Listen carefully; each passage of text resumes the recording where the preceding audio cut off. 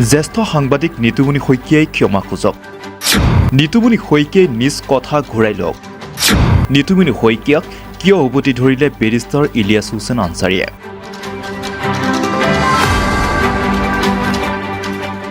উল্লেখ্য যে প্ৰতিদিন টাইমৰ মুখ্য সম্পাদক নিতুমণি শইকীয়াই নছিব আলী একাডেমী নামৰ ব্যক্তিগত খণ্ডৰ বিদ্যালয় এখনত গৈ নিজ বক্তব্যত হজৰত মহম্মদত দোষ থকা বুলি তুলি ধৰিছিল, যাৰ পৰিপ্ৰেক্ষিতত বেৰিষ্টাৰ আনচাৰীয়ে উভতি ধৰে নিতুমণি শইকীয়াক।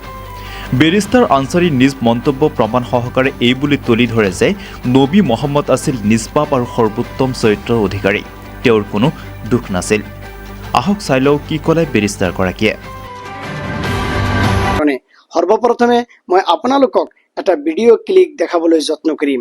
এটা কথা তোমালোকে মনত ৰাখিবা, মানুহ মাত্ৰেই ভাল আৰু বেয়া দুটা দিশ থাকেই।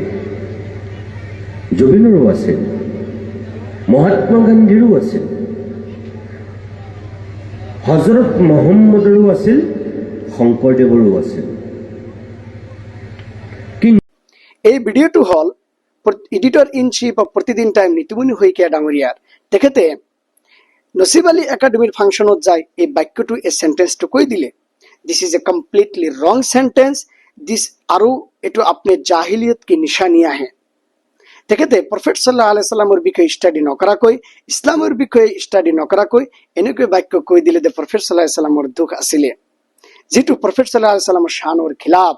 এটা এটা অপবাদজনক, অপমানসূচক এটা বাক্য। তেখেতে নাজানে যে প্ৰফেট সাল্লাল্লাহু তাআলা আলাইহি ওয়াসাল্লাম নিষ্পাপ আছিলে আৰু সৰ্বোত্তম সৰ্বশ্ৰেষ্ঠ আপোনাৰ চৰিত্ৰৰ অধিকাৰী আছিলে। এইটোৰ চাৰ্টিফিকেট আপুনি আৰু মই দিয়া নাই, আপোনাৰ সৃষ্টিকৰ্তা, মোৰ সৃষ্টিকৰ্তা, এই বিশ্ব ব্ৰহ্মাণ্ডৰ সৃষ্টিকৰ্তা মহান আল্লাহ সুবহানাহু ওয়া তাআলাই আপোনাৰ নিজে চাৰ্টিফিকেট দিছে। He is giving certificate about prophet সাল্লাল্লাহু আলাইহি ওয়াসাল্লাম।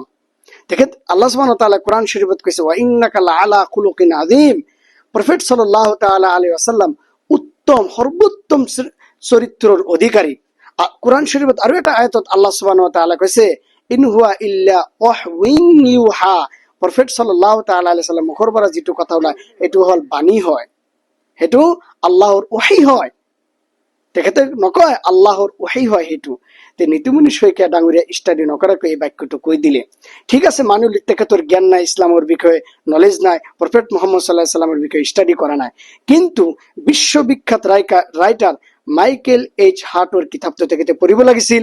যে মাইকেল এইচ হাৰ্টৰ বিশ্ববিখ্যাত কিতাপ the 100 a ranking of the most influential persons in history 1978, এই কিতাপটো পঢ়িব লাগিছিল।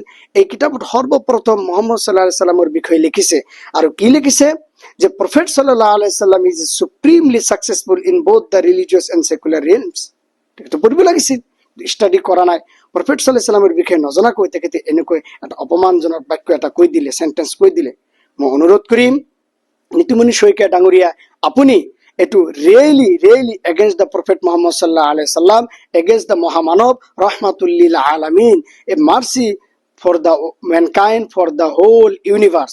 তেখেতৰ বিষয়ে আপুনি কৈ দিলে। সেয়েহে মই আশা কৰিম আপুনি এই বাক্যটো উদ্ধ কৰিব আৰু ক্ষমা খুজিব বুলি আশা থাকিল। নহ'লে আপোনাক কিন্তু ক্ষমা নকৰে, আজি নহয় কালি বা কেইদিনমান পিছতে হ'লেও এইটোৰ কাৰণে জবাব দি আপুনি হ'ব লাগিব। সেয়েহে বিনম্ৰভাৱে অনুৰোধ কৰিম আপোনাক, আপুনি এই বাক্যটো উদ্ধ কৰক। Thank you very much.